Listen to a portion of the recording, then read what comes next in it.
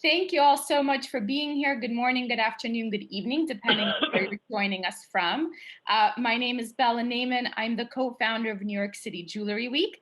In case this is your first time joining us, New York City Jewelry Week is dedicated to promoting and celebrating the world of jewelry through educational and innovative focused programming like the one that we have here for you today. It's really a dream come true, and I mean it from the bottom of my heart, to welcome Glenn Spiro and Jill Newman. We are so pleased also to continue our annual participation in NYC by Design with the Virtual Design Days Festival. We've been participating for several years now, and it's so good that we can continue that tradition.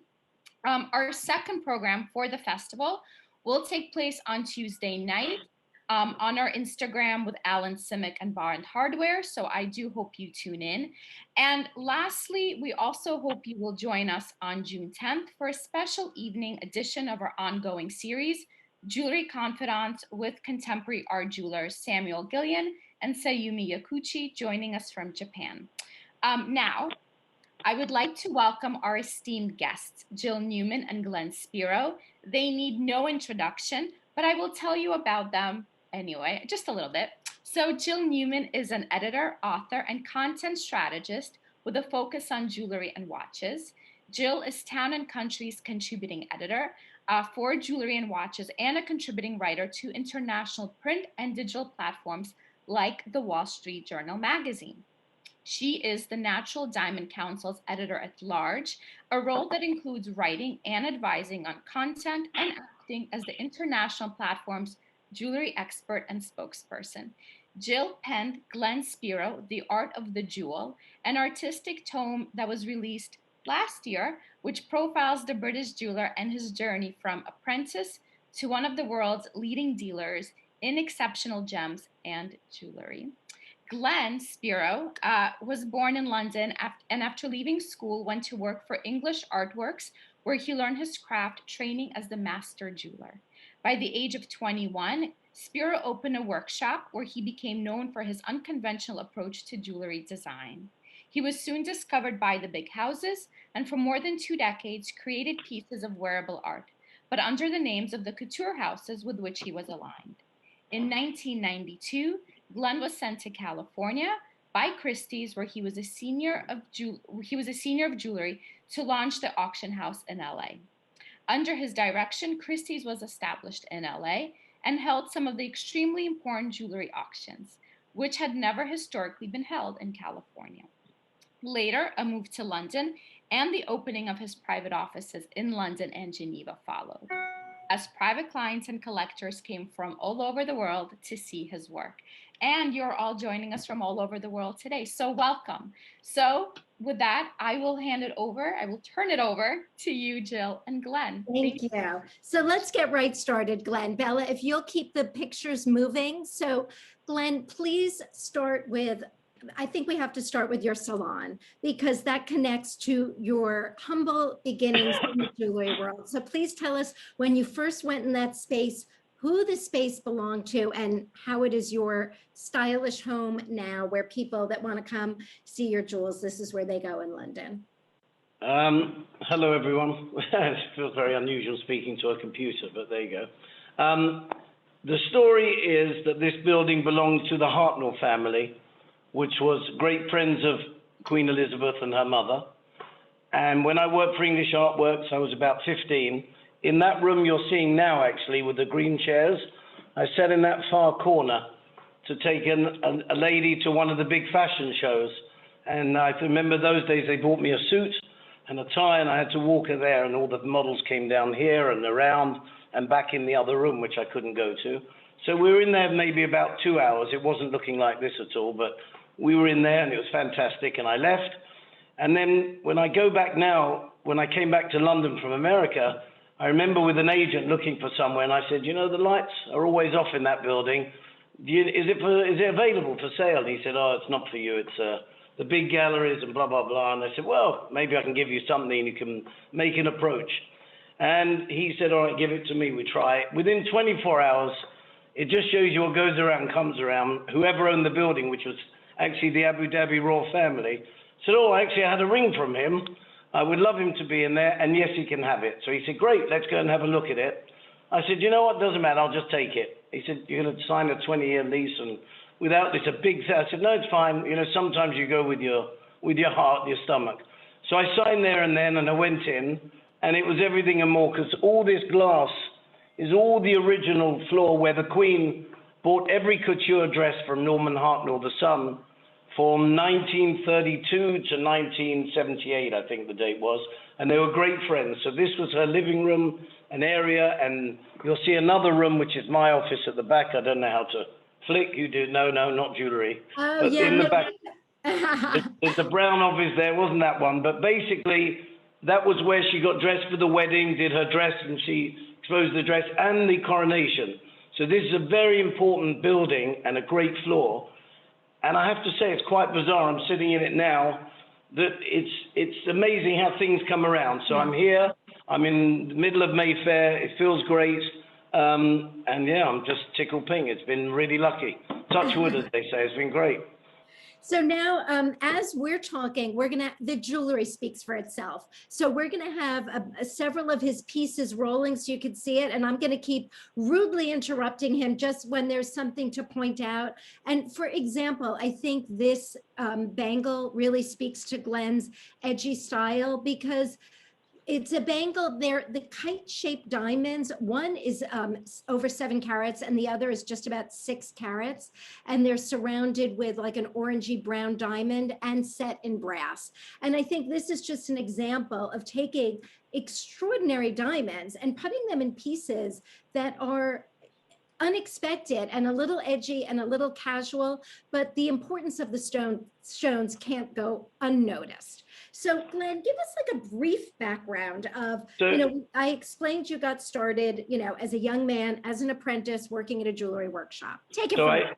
I think before you look at the bangle, if I look around here now, which you can't see, or you look in that gallery or my home, all the things we have, I seemingly, I can't say it's all intelligent thinking, it's just from the heart.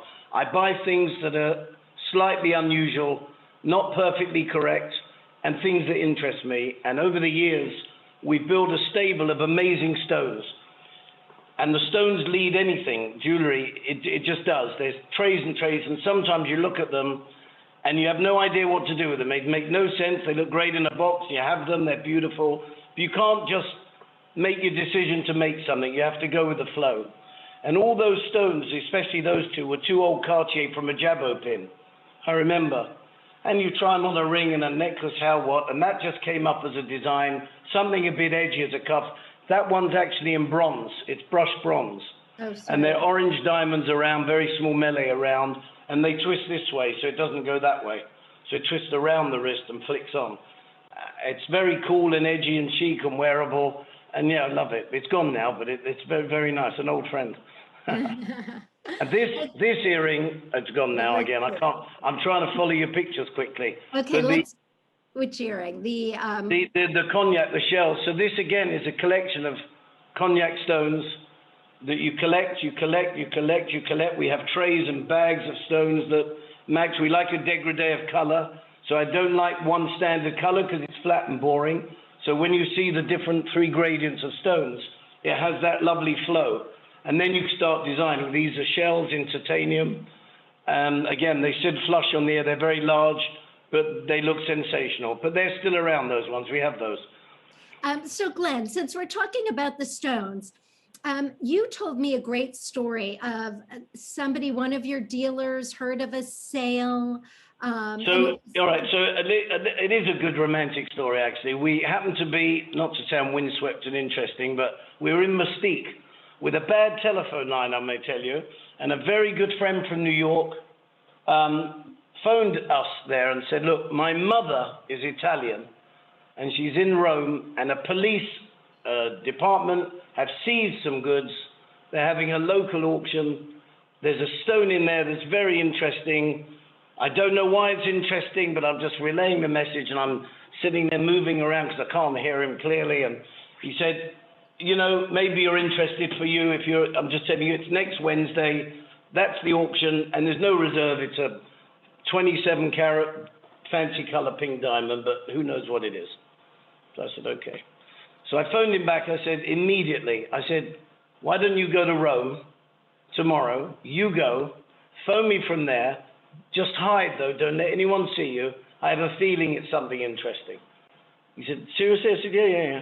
So he went, and he looked in the police station, but when he got there, it had a big chain on the door, because they were out for lunch, of course.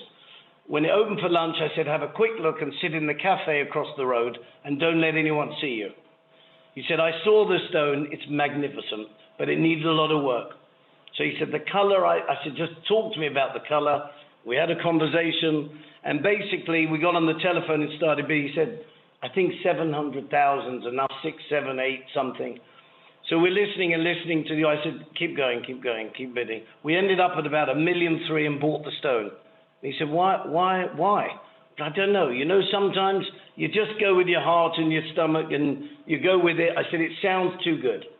We bought the stone. He said, come and see it. I said, no, you cut it and I'll talk you through the cutting, how I want to do it. You do the best you can with that stone. This is how I'd like it cut with the open facets. We cut the stone and it ended up being a 23 carat, beautiful, fancy, intense, but a Mogul pink. Beautiful old Mogul. It was stunning. And then my daughter was born, and we put the stone into the laboratory. And as I took my daughter out of my last daughter, there's 4 kids, the last daughter, literally as we were coming in the car with the baby, the lad called and said, you can name the stone. So we called it the Skylar Rose, which was the name of my daughter. So, and my best friend bought it, actually. Funny enough, my best friend bought that stone. So it's great. That makes the business fun. And wait, I'm going to pause on the ring that's up there. This has always been one of my favorite rings because mine too. So that is zebra agate, old zebra agate. That we have a guy down here that's a lovely gentleman who's a stone dealer, an objet dealer from the Middle East, and he has bags of things, old beautiful stones from 3,000-year-old Egyptian beads and stones. And we buy and we collect. So I have a jamboree bag of fabulous things. These are 2 old zebra agate, and we literally cut the ring. It's an old Mogul, about a 5 carat. I wish you could see the sides because it's all set along the sides as well. It's so chic in rose gold. It's super, super lovely. Really nice, fun, very nice. Always been a favorite. Love that one. Yeah, I have to say. Okay, so we have to go back to the beginning. Give us a brief rundown, very brief, about your start as a kid in this business as an apprentice. So, you know, it's funny enough, I'm blessed to have my son working with me and, you know, helping me now. And sometimes, you know, jewelry is very, very difficult. Okay, it's very, very difficult. And funny enough, you're looking at all the big groups today, the LVMH, all coming into our world. It's amazing. They all want to make jewelry, but there's not many jewelers making trousers and shoes and shirts. So it seems to be, they think our world is so easy and wonderful. It's hard. And the reality is, I went into this business because it was a job. I was lucky to have an apprenticeship.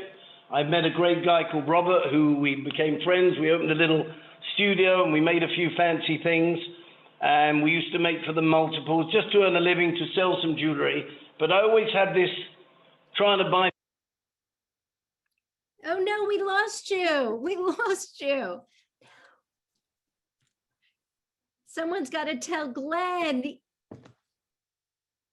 Okay, he'll figure it out. As he's going, this is also another stunning ring. So sorry about the technical difficulties, but hold on that ring.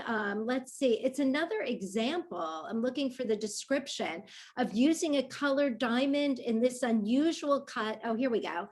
It's bronze, red gold, and it's a brown yellow kite cut diamond, just about 5 carats. And again, I think it's exemplifies, and keep going, Bella, keep the pictures coming. His way of taking really precious diamonds, and I don't want to say making them casual because they're not casual, but there's no bling. I know he does not like the word bling, does not go with his jewelry. It's just kind of cool and understated. And I think the way he takes big diamonds and sets them is a great example of that. And then, so we're looking at, this is also happens to be another stunning leaf brooch set in titanium with just a palette of orange, brown diamonds. These are all diamonds, and that's a beautiful piece.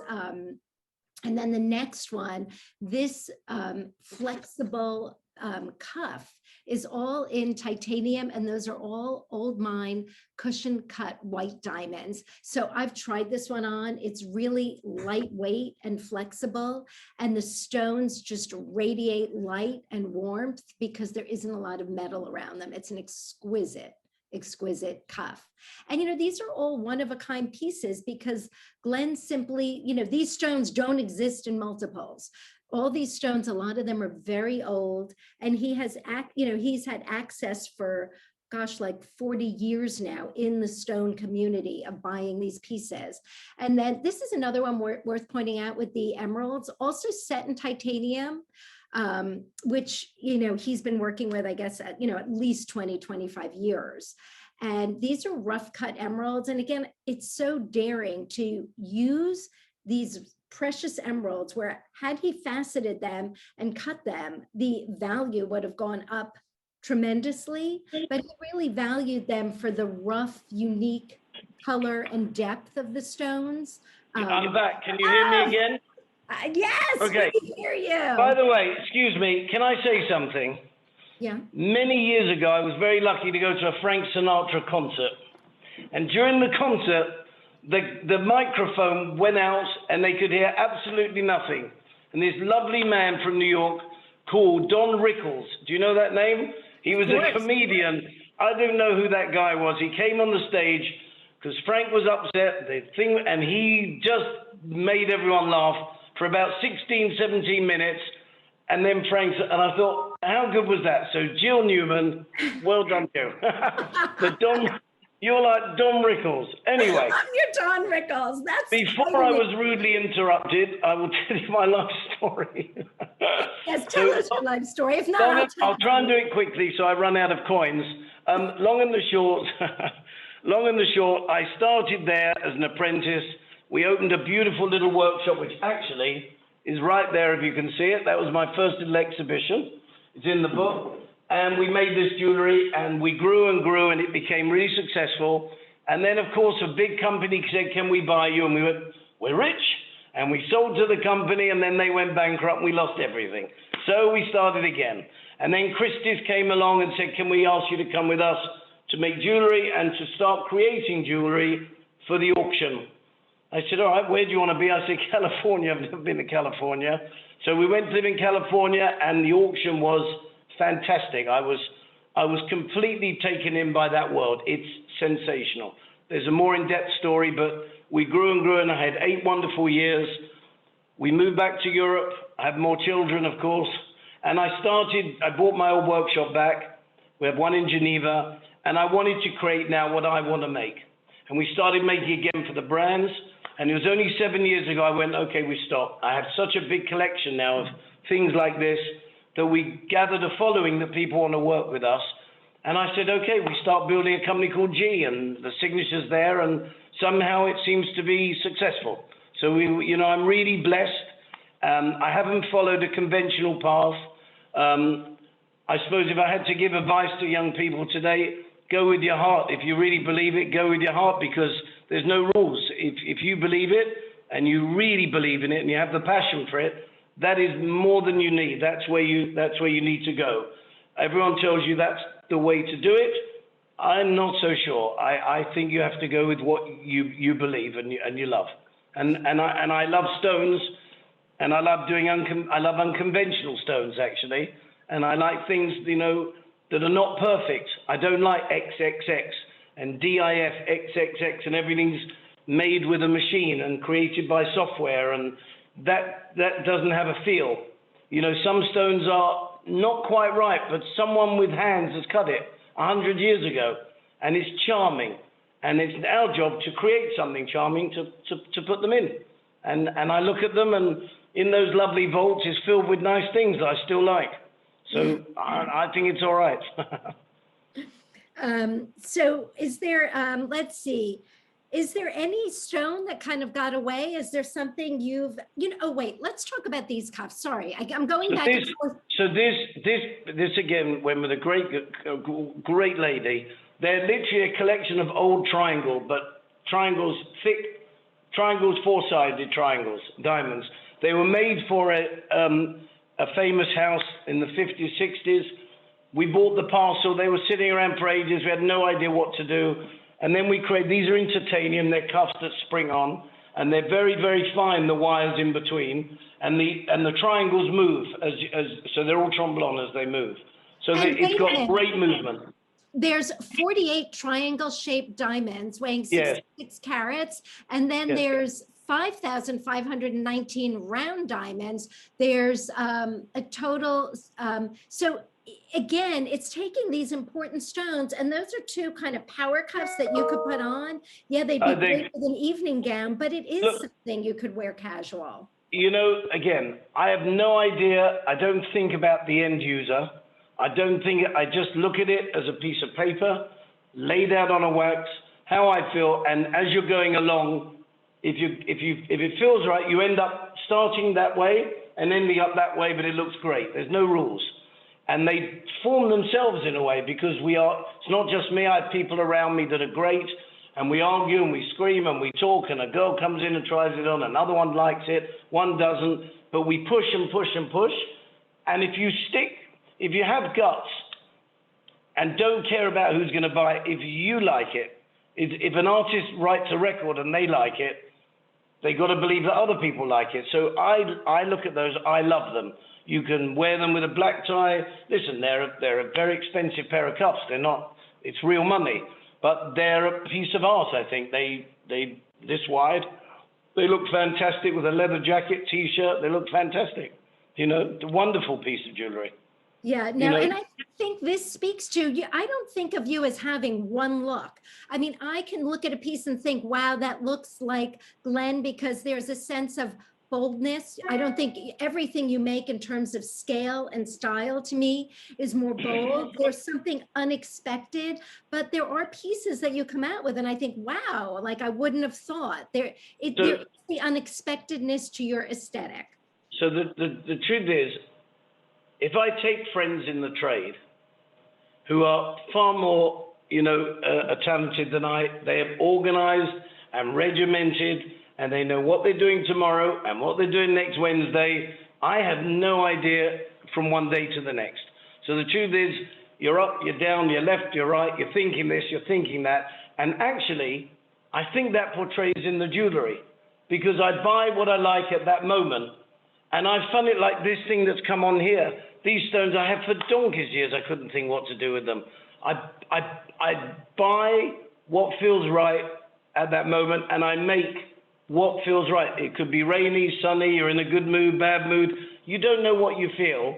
So in a way, it's a bit detrimental to me, because the rule of thumb is to make a look where people go, I know exactly who that is.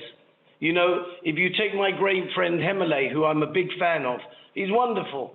And I know his stuff. He's great. He's regimented. He's good. He's focused. I know exactly what he does. I'm sadly a little bit changed my mind and what shall I do now? And I make how I feel, which is good and bad. It has a detrimental effect because, as you said, you don't know, it's not a running line, but I believe every piece is a piece of art. So I don't know, they can't be the same because it just wouldn't work. It just wouldn't work. And it's clearly resonated. You have collectors, unlike a lot of people, you choose not to talk about the people that buy your pieces, but certainly for the first time I've seen you put out there Beyonce in several of your pieces. And I know that she's a fan and Jay-Z buys directly from you for her, but those are things you haven't put out there because that's just not your style. It's not, look, we're always asked, can you lend jewelry? Can you, it's not that we're too, I can only serve, we can only have a certain amount of... Sorry, go ahead. I'll hold that one. Yeah, you can only have a certain amount of customers. And I'm not looking for thousands of customers because how are we going to handle? We don't have that many to sell. So the truth of the matter is, It's not necessary to lend, and if I did lend and I gave someone that necklace, it's a few $1 million. Now it's secondhand. So I don't want to sell a secondhand piece that some other girl's bought, and she should have the pleasure of being the first out. That's my customer. There are many customers that would rather whatever the famous person wearing it, and go, I'm wearing her necklace. That's not my customer. That's not me. I wouldn't want to wear her old dress. I wouldn't want to wear her old jewelry. If I'm spending a few million, I go, it's brand new, and I'll wear the first. So, you know, I'd wear that emerald necklace if someone else wore it. I'd have no problem. Well, you can wear it. You and I can. Listen, you can wear it, and my wife can wear it. So they're the limited two. In fact, it probably belongs to my wife. She just lets me borrow it to sell, really, to be honest. Lucky wife. So this necklace speaks to me. So that necklace there has been very lucky for me, because that is a crazy project, which was stupid to do, took a long time. We had an emerald, there's 2 more emeralds on the side, and we're making a ring and a pair of earrings, and somehow it ended up in a wax next to each other. And then I put blocks of waxes around and said, what about if we built one green Riviera, but everything's got to go together? That's a lot of work. Every stone is an old cut. Every stone was crystal clean, beautiful material. I think it was about 241 carats, pretty good guess actually, 241 carats actually, of beautiful old mine Colombian emeralds in green titanium, so no diamonds, all green, and it's with a very good family now. That's special. That's gone. You did one in, if you move up to Bella, there's the sapphire one. Go to the next one. That's all beautiful. That you just saw in Christie's yesterday. The salons, the good material. This cornflower material is going through the roof. Again, this was all blue titanium. I did put white at the back on the blue titanium. Unheated and 154 carats. Yeah, it's super. I mean, super chic. I mean, super classic, but with a twist. And again, you can wear it up or wear it down. It works. But can I just say, most jewelers would take this necklace and set these stones, make some earrings, make some great rings.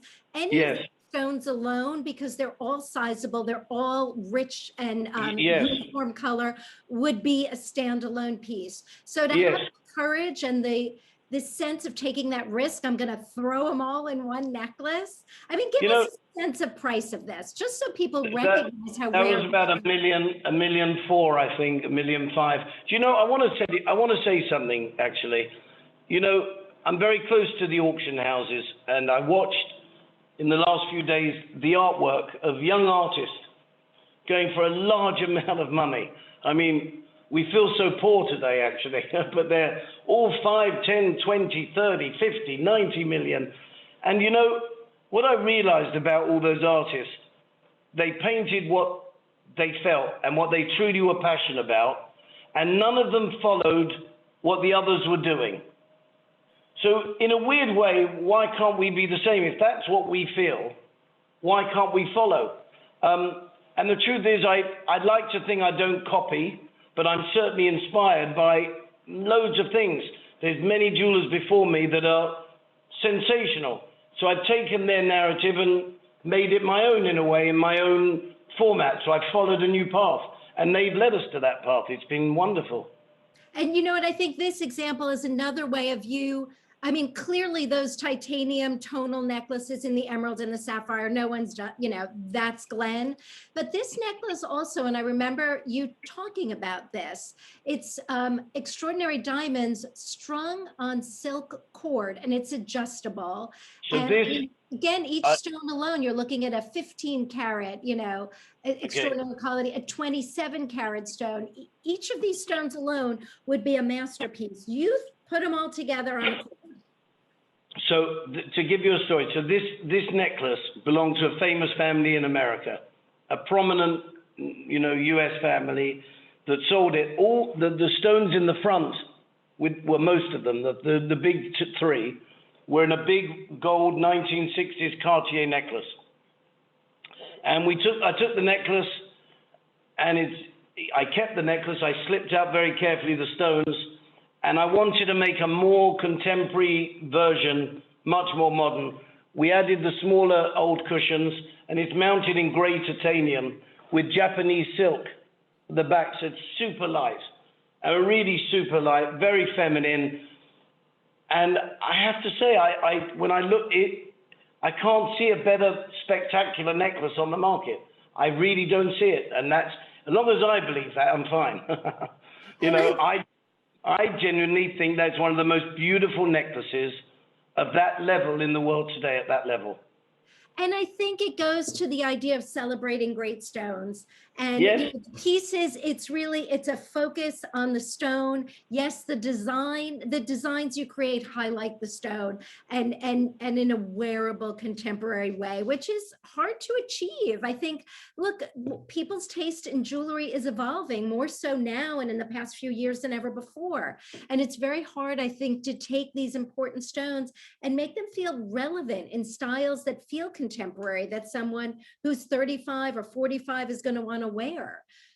So I think these are great. So tell us another, we want to stop in 5 minutes and give people a chance to ask any questions. Anything like, you know, what do you think the future of high jewelry is? Oh, we lost him. He has really bad attention span. Maybe that's it. Okay, we'll wait till where are we? Okay, so Bella's going to keep going with the pictures. Maybe he lost us somehow. We are just not doing well. I am really, truly Don Rickles today.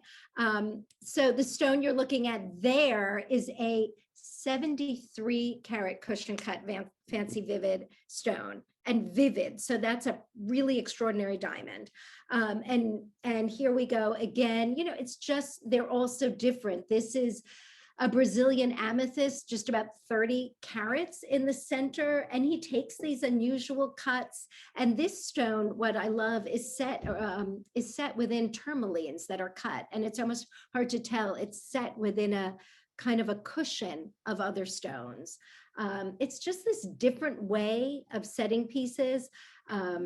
Another titanium ring with a Burma sapphire, no heat. Can you hear me now? Yes, 70 carats Burma. Come on, Don Rickles is really. Thank you, Don. By the way, whatever they're paying you today, Don, it's not enough. You're terrific.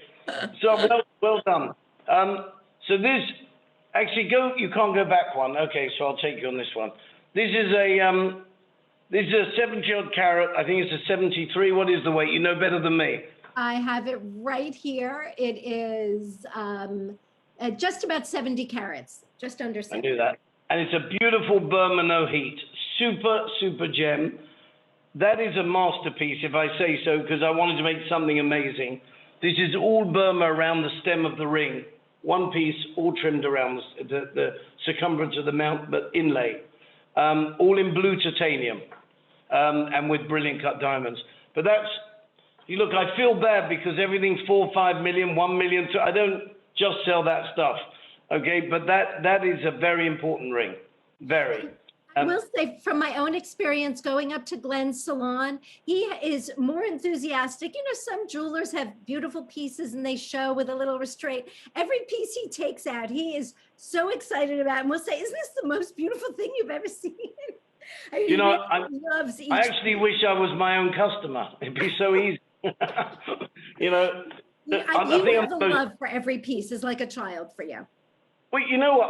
By the way, it's well, firstly, if you're selling them, you have to have some passion for what you do. But I actually genuinely love the pieces. I genuinely look at them and go, they're winners. There's many times you don't see the mistakes behind the door, and we break them up and we start all over again. But when they end up here in the vaults, yeah, we're pretty proud of them. They're winners. This is the papillon in the screen now, which, again, it's just, I don't even know, it's when I think back how that came around, that's become such an iconic piece.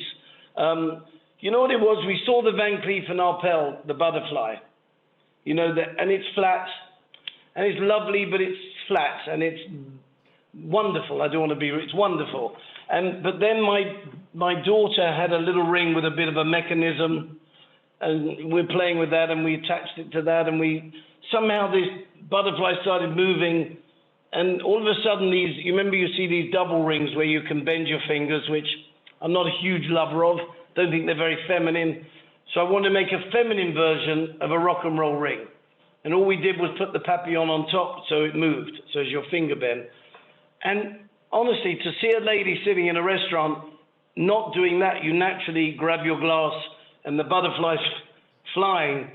It's quite astounding how many people get focused and they go, what is that on your hand? And they are beautifully made. They are really, really beautifully made. They're not flat. The stones have movement. They have life. They really do have life. And that thing's been really good to us.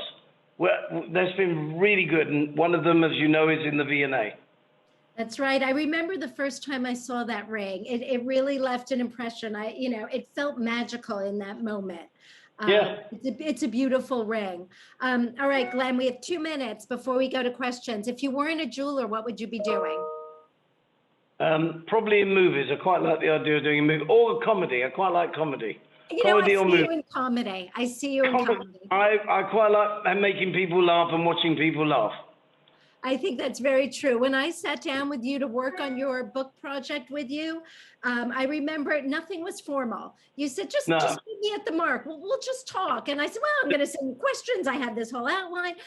No, just meet me at the mark. And we met there for like 4 hours and you just rattled on. You know what?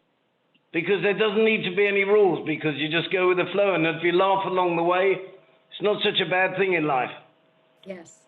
Not such a bad thing. And maybe today a bit more of it, actually. I think you're absolutely right. So it's staying on time. First, before we go to questions, I want to thank everyone for joining us. I know how busy everyone is, and there are so many talks these days, but we had a wonderful turnout, and I'm was so happy to be here with Glenn because I'm such a fan, and I do find him that funny. So Bella, by the way, I apologize for the technology. Honestly, I don't know what's... I'm sorry. I would expect nothing less from you, so it's fine. So, okay. So you make up for it with the jewelry. Bella, thank you. Please share any questions. We have plenty of questions. So the first question comes from Nicholas. Are there any pieces you made that you did not have the heart to sell and just put away for your own pleasure? And he said, every piece is brilliant. Well, I wouldn't. My wife has a few of those. She has a few of those that I would like to sell, but she won't give them back. So they're sort of over that. It's a new department. I have another department apparently, so they won't come back. But it's funny enough, Nicholas. You do make things that you have a passion about and you love. But you know something? There is a commercial side to this business. It's really, really important. If you don't make money, you can't be successful and make the next one. And sometimes it saddens me to see them go because it was so much work to make them and buy them and the nonsense to get there. But if you make a margin, you make your profit and you do well and you have to make, you can move on and be more successful and buy better things. So I have to say it's really important to have passion, but actually to share your passion. It's as much fun to watch someone wearing it, and when you go out one day, you go, "That's good," and that's also a great feeling. So I understand to keep great things.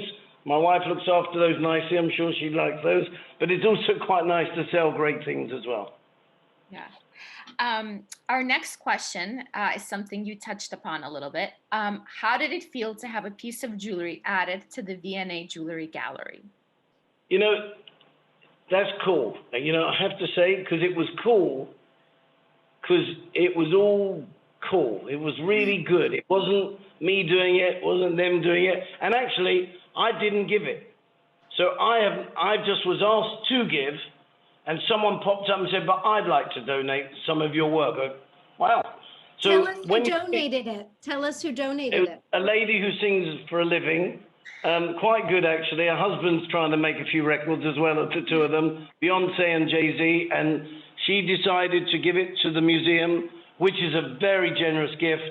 And, proudly, little old Glenn here is going to be in the middle of the museum, right there with G, made by Glenn Spiro. And funny enough, on British Rail Transport, the VNA did a triptych advert of they did a program on the BBC, and there was one picture of a story then, this was made by Glenn Spiro. So when you come from London, here it's all over the train station. I went, I've made it, I'm on British Rail. Your mother's probably happy. She would do if she got to the train station, but I told her about it, she's fine. So how can you recommend how to curate your own jewelry collection? Speaking of great collectors like Beyonce, Jay-Z. So the question is, who is the modern day wear for modern jewelry, and what do you think of the best way to curate a collection? So am I curating my collection or someone else's? I guess someone else's. So if you're a collection, what's the best way to curate it? That's a really important question. So you have a responsibility. If you want to just sell to make money, there's nothing wrong with that, but don't say you do it with passion, it's to make money. I have a safe full of things in there that everything is different. And like anything, if you decorate a room, you can't put every piece of designer or antique furniture together because it doesn't go. If you build a collection of pictures, you can have hundreds of millions, but if they don't come together, you can't call it a collection. So the reality is we now have some really important customers, friends, who have put themselves in our hands a little bit to guide them to start collecting things that actually start to go together. And actually, it's not easy with 3 or 4 things, but when you get to 30 things, they open the drawer and they go, everything has a story. And it doesn't go this way. It just slightly misses the point, but it fits. And actually, it's our job to curate it and we have amazing ladies in New York and the Far East that build a collection. When I look at it back today after 20 years ago, beautiful, beautiful things. Really, really lovely things, which I'm quite proud that we pushed a little bit. She pushed a bit. We've argued, no, yes. But now they come together and it's a real collection. I mean, these are real collections, you know, that one day, hopefully they'll be passed or whatever to other people. But yes, I think it's you can sell for money, which I do sell for money. I don't make any bones. I have to live and eat and feed and pay the rent and the mortgage and whatever we have. But I also sell for passion. And if I don't like it and I don't think it fits, I go, I'm not going to give it to you because it doesn't work. So I do stick to my guns. Now, another question is, do you design engagement rings? Yeah, but yes, no. Normally, my engagement rings, if I do it, are normally super chic and classic. You know, if you design a house and you buy a crazy nutty table from the middle of the room, if you start that way, you're only going one way. So I think start classic and build around it. So I think the engagement ring is your starting point. Not when I say classic, mine is slightly different to most, but it's not out there. Sometimes less is more, and the stone should speak for itself because it's exactly that. It's the engagement ring. Yeah. So we have another question about stones, and it's, do you think that big stones are coming back into style once again? I've no idea. Honestly, life just goes. Well, having said that, the sale yesterday, actually in Geneva, every big stone went for huge money. Mm-hmm. Every big stone went through, I thought they're going to struggle. Everything found a new home. So, you know, it's not easy, but, you know, things come into fashion, things go out of fashion. And unless I'm wrong, most women, for me anyway, I think they look great in big stones and small. I think they look great with stones and jewelry. When I see these magnificent women walking down going, I wear nothing, I have to say they look pretty bad. No, I just think they're doing it for the sake of doing it. It doesn't look like they're dressed. Yeah. So feeling like big stones and bigger jewelry is definitely on the rise. Yes, people don't want little things. There is a sense of joy. There's a sense of collecting. I think we are in and intrinsic value. And you own something. It's real. It's solid, and it looks great. Boldness is fantastic, and in color. Everything is bold. Yeah. It's joyful. I think so. And there was a question also about Mogul cut diamonds, which you love. Mogul cut diamonds. Yes. Yeah. Because they're not good stones, by the way. as far as cutting. If you take them today and put them in the lab today, they go off-center, this, that, comments to the negative. But when I look at them, if I look at a piece of art that's not perfect, every day you look at it, it's slightly different. So that's they're cut by hand and by master cutters, some of them. They're beautiful. And the real old Mogul stones have charm. They're wonderful, wonderful. And I look at a bog standard 4-carat D flawless XXX. To me, it's made by machine, so it has no feeling, nothing, no feeling. Looks nice, but no feeling. And another question is, where is the jewelry made? Is it made in London? No, Geneva. I do everything in Geneva. Okay. Yeah, it's nice there.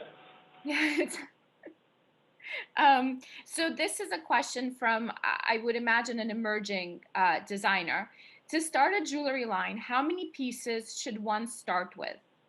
Well, here's a good one. When going back, with that young man there, we opened up a little workshop and I made 4 rings.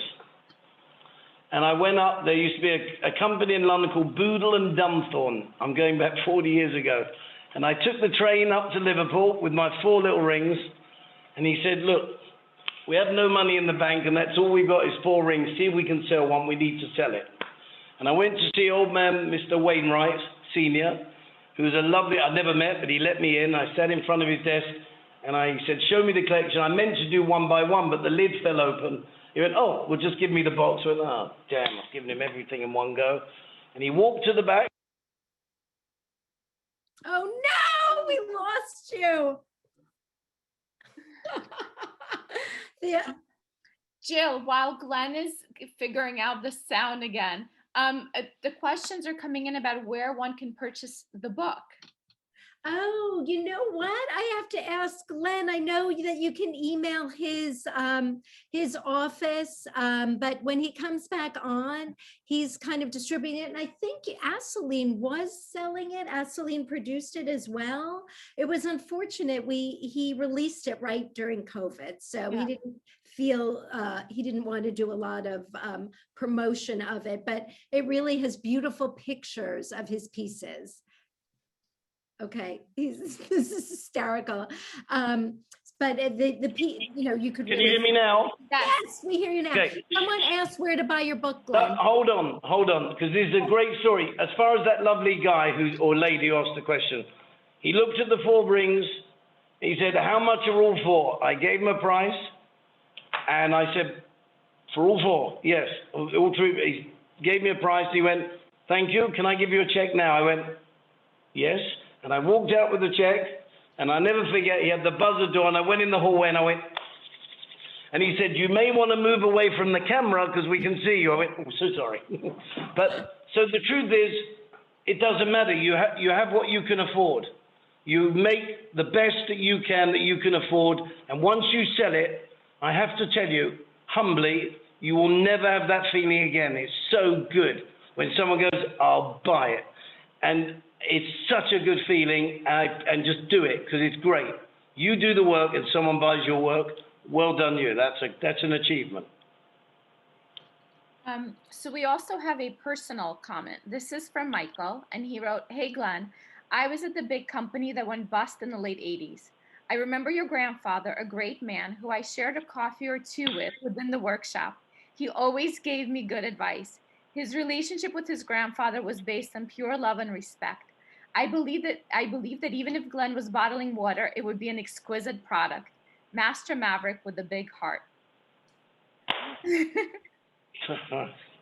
So I wanted to share that with you. Who's that? Will you keep that name? Michael who? That's from Michael. I will, Michael, let us know in the chat. That is so, can't tell you, I'm quite touched because my granddad was retired and he did come and work with me, and I used to make the staff put money in the coin box, and he said, I'll count it every Friday, and he used to count the coins. And that was my granddad, and he was a big fan of mine. That's quite touching, actually. Yeah, he was a good man. So he was a good man. Thank you, Michael. Michael Baptiste. You know what? That means that's so nice to hear. Thank you. That's so nice. So let's see what other, there was a question about the name of the zebra agate ring that we showed earlier on. The name of that ring, which we can pull that up. You can send a lookbook. They'll send you a lookbook for that ring. And then the last question is, well, we have plenty, but to keep on schedule, how do you deal with plagiarism? With? Plagiarism, with people copying your work. So I didn't hear that. What of my work? How do you deal with people copying your work? Well, you know, I once sat with Tommy Hilfiger once on an aeroplane on the way back from Hong Kong. I don't know the guy from Adam. I do now by chance. And I said, come on, you must get really pissed off because I'm walking down the road and everyone's got your Tommy Hilfiger shirts. Does that upset you? He goes, it really upsets me when they're not copying them. So the truth is, I don't mind that. I went to a show once and I showed my papillon and I was the one with the minimal amount of papillons because everyone had them more than me. They're all, and the guys were going crazy. I said, what a lovely compliment. I've got the real one now. And you know what? It's okay. So how can I be upset when someone is, maybe they're not great at having a version of mine, they just want to copy. I think I'm a bit more talented because I copy without copying. I get inspired to copy. So I don't know. I don't think it's so bad. I don't mind that. It's all right. No big deal. Well, thank you both so very much. Jill, any last questions? Any last thoughts? I sort of will hand it back to you if you would like to ask anything else before we sign off. No, we covered it, and it's always fun to be with Glenn and with you, Bella. So it's just always fun to chat with Glenn. Thank you. I apologize for our technical prowess. It is what it is, but I really appreciate it, and I'm genuinely, I don't do this. I haven't done this before, but I'm really honored that you even thought of speaking to me, and if I can help anyone and giving out some good advice or anything, it's been a long journey, but a good journey, and I'm really happy. It's all good stuff. Thank you. Well, everyone is asking about the book. Where can they get the book? We're getting tons of questions. So the book was finished because of COVID. We calmed it down with Asseline, and I believe on September the 1st, if you log on to Asseline, they're releasing it on September the 1st. Okay. And it's a very good book, may I say, because she wrote it. Thank you both so very much. Thank you. September 1st, the book is coming out. We hope everyone gets it. Thank you so much for both of you being here today. Thank you very much. It's been an honor, and thank you all for joining us. We will share the link for the book when it becomes available, so you can all find it easily. And if you just go to our website or Instagram for future events. Thank you both so much, Glenn and Jill. Have a great day, everyone. Thank you. Bye-bye. Thank you. Bye, Jill. Bye, guys. Bye-bye, Bella. Bye.